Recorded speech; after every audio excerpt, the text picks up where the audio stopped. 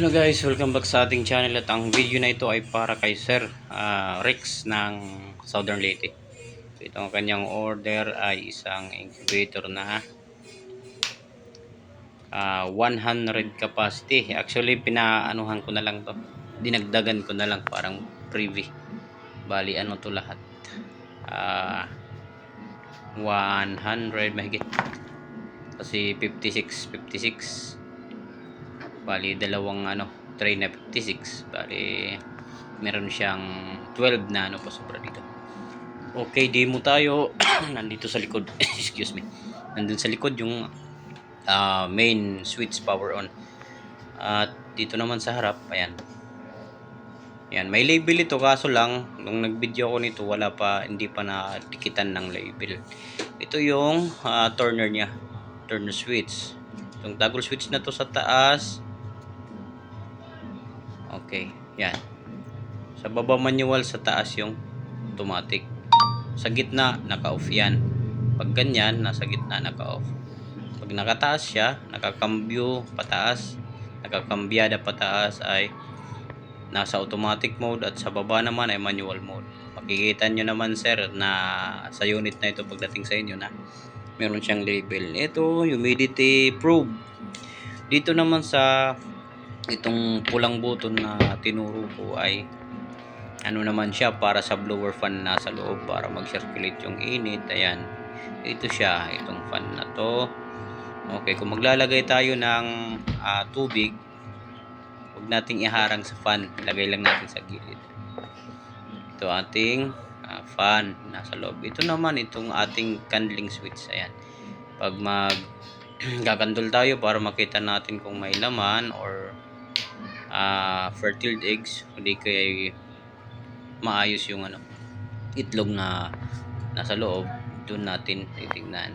Okay, ayan, lagi natin tandaan ito sa baba ay manual, sa taas siya yung automatic.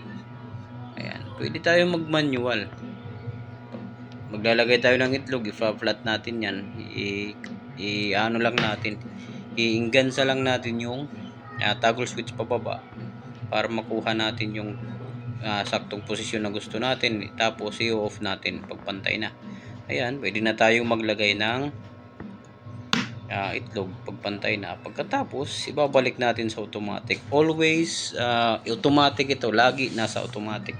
Kapag wala ka nang gagawin dyan bago mo iwan yung unit, dapat naka-automatic siya. Okay guys, wala nang ibang aanuhin dyan, kundi i-automatic mo lang. Wala nang quick questionin dyan, temperature etc. Nakaset na po yan. Hindi na kailangan pang bago-baguhin pa kung anong nakasetting dyan. Okay, tapos itong ating automatic turning, ang gagawin mo lang kung sino ka na sino po yung natukahan na magbantay, yung mag-operate nito, ang gagawin mo lang ay ilagay mo sa automatic mula first day hanggang 18 days. Yan, pag 19 days hindi mo na kailangan yan, i-off mo ang automatic kasi yung itlog ibababa mo siya sa hatcher sa saktong ika 19 days. Ang pagbibilang, isang araw dapat 24 hours. Isang araw yun, alas 9 ng umaga, kinabukasan ng alas 9 ng umaga, isang araw yun, 24 hours. Kasi yung iba minsan hindi nagagawa yung tamang bilang ng isang araw.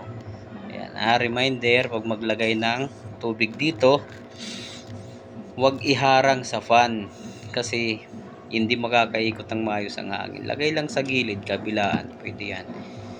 Tapos yung nilalagay mong itlog dito, okay, pag maglalagay ng itlog, pwede mong hatakin siya palabas ng konti lang naman kasi mabubunot yung doon, mauunat yung wire, baka maputol. Ayan, hanggang dito lang, yung maabot mo lang ng kamay para komportable naman sa paglalagay. Ipapantay mo muna yung tray, katapos konting hugot palabas. Ayan, ito naman hatcher natin. Okay, kakasya ito ng 100 pieces na itlog. Pinapipisa, reminder, 19 days bago ibaba dito sa hatcher yung itlog. At yung pagkakalagay naman ng itlog doon sa ating swing seater, ayan, dyan sa egg tray na yan, yung patulis ay sa baba. Yung mas matulis na parte ng itlog ay dapat nasa baba. Yan, itong ating heat element, dalawang valve, kinukontrol ito ng ating temperature controller SDC 1000. Okay, so ayun, ang pagkakandol naman nito guys, meron naman tayong candler, ayan, yung nasa bandang gilid kanan na red button. Okay, sa kada ikasampung araw.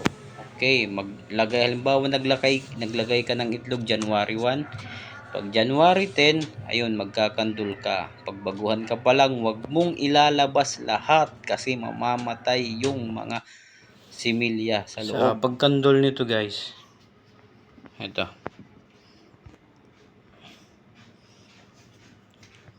power on lang itong switch dito, iilaw dito, tapos ilalagay mo yung itlog dito.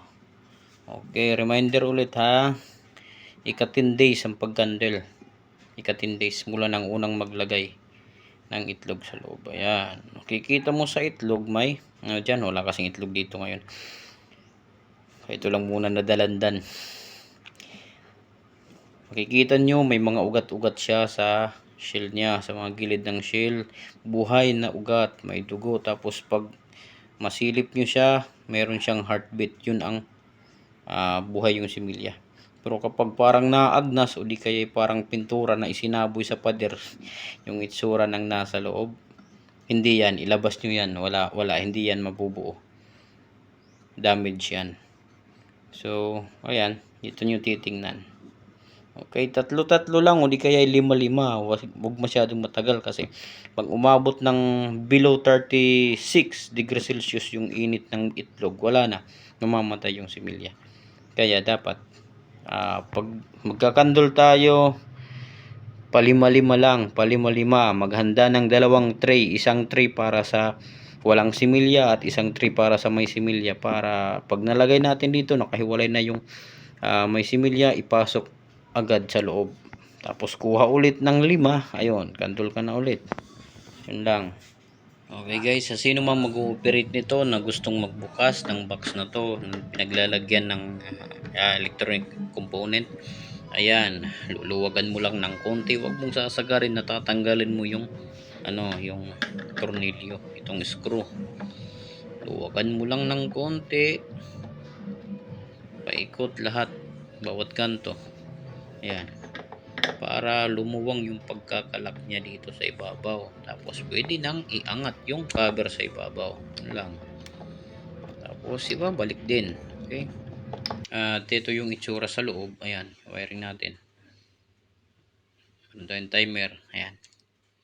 Yung sinong gustong matuto ng nito, pag program na sa channel din natin, hanapin nyo na lang dito sa ating channel, may vlog tayo nito. Tapos paalala nga pala sa sino mang gustong magpapalit ng nito, alin man sa accessories nito, ikaw na nagbabantay nito, kung gusto mong palitan nito or may parating na kailangan ng palitan at kaya mong gawin, ito lang ang technique dyan. Lagyan mo muna ng label kung saan nakalagay yung wire bago mo tanggalin, kasi pag nalito ka, masusunog yan. Okay, label ang sikreto dyan, kung saan siya nakalagay, lagyan mo muna ng label para pag ibinalik mo na, walang mali sa pag-install ng wire, walang masusunog na component. Okay, sa lahat ng nag-ooperate ng incubator, lagi nating tandaan na ang kalaban ng incubator ay brown out. Walang kasalanan ng incubator tuwing brown out. Kaya kung may salang tayo, paghandaan natin kung paano natin lalabanan ang brown out. Okay, sa mga gustong magpagawa ng setup ng backup power setup, hindi kasama yung battery doon, backup power setup lang, gumagawa din po tayo. Kaya mag-message lang kayo kung gusto nyo magpagawa. Okay.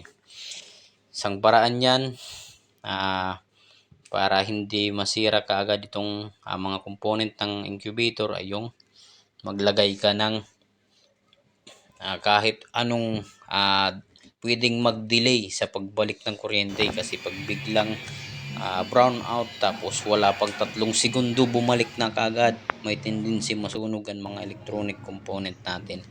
Kaya yun, kung merong EVR pwedeng gamitin yon. Kung wala naman, pwedeng gumamit din ng ganitong timer na i-connect doon sa plug na direkta na isasaksak doon sa ating supply ng kuryente sa outlet. Okay, para ma-delay yung pagdaloy ng kuryente papunta sa incubator. Yun ang doon, yun ang sikreto doon. So at yun ang ating demo. Sa mga bagong napadaan sa ating channel, please like and subscribe. Bye bye.